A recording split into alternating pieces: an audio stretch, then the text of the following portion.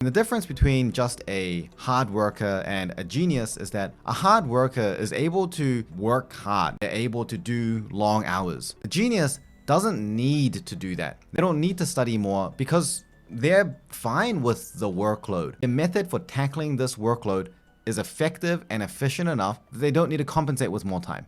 They're not struggling with their focus and their concentration, so they don't need to study for longer hours. The reason that a genius feels like hard to relate to is because a genius is thinking and studying and doing things in a very different way. For the same amount of time and effort that an average person puts in, they seem to be able to transform that into a result that is untouchable by an average person. And so the way that we become a genius ourselves is not to just put in more time and effort.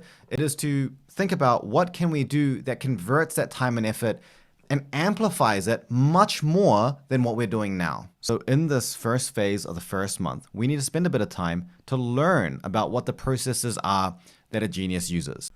And to help you with this, I'll tell you there are 3 things that a genius is able to do that average people really struggle with. The first one is having a high retention of new information that they learn. The second thing is having a high mastery of what they learn. Great memory on something, but if you can only regurgitate facts, that's a very low level of mastery compared to being able to solve really complex problems. Genius can do both, high retention and high mastery.